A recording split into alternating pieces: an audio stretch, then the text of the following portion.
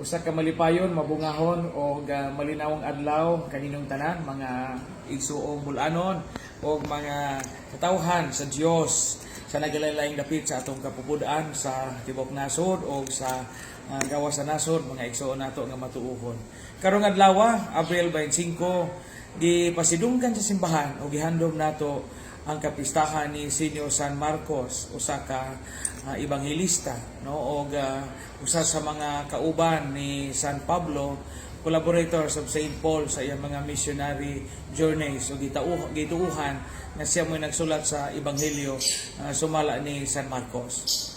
Ang ebanghelyo karong adlaw, ang pulong sa Dios karong adlaw, nagpahinumdum nato sa gitawag og misyon.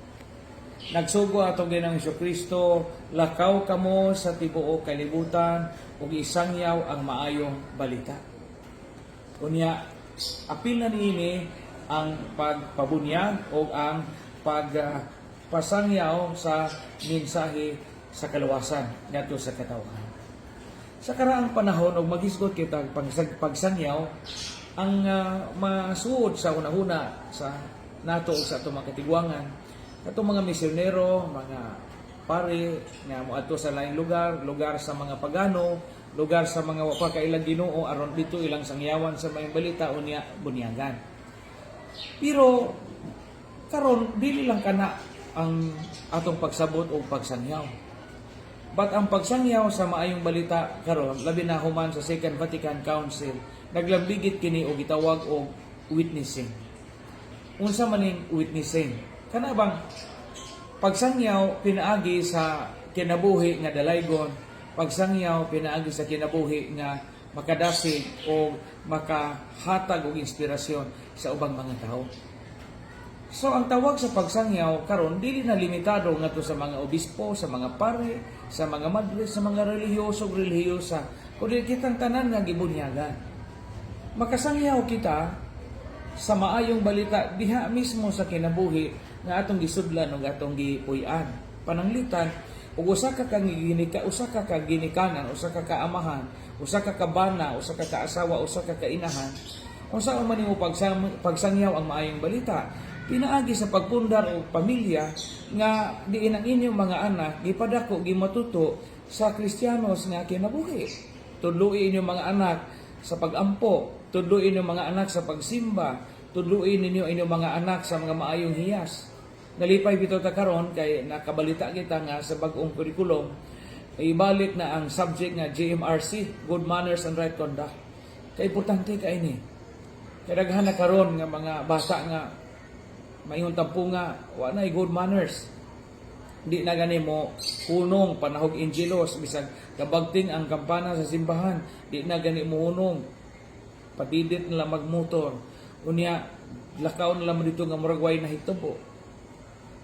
Pila karon sa atong mga kabataan nga di na ka memorize o amahanamo, di na kasag-o og mga misteryo sa kalipay, kasakit, himaya o kahayag. Pila karon sa atong mga bata nga mohilak dadon og simba.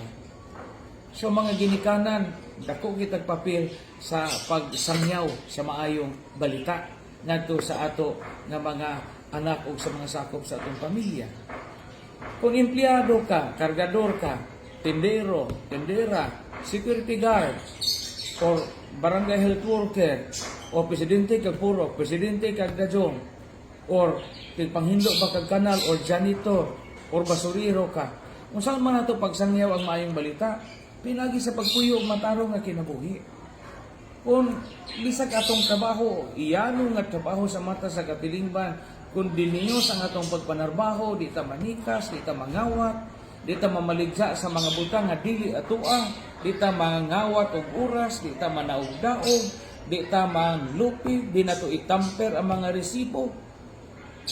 Paagi kini nga makasangyaw kita sa gitawag og katarong, hustisya o kaangayan. Witnessing. Matupagani ni Saint Francis of Assisi, nowadays, we don't need preachers anymore. Kadaghana ang mga magsasangyaw nga miagi nato.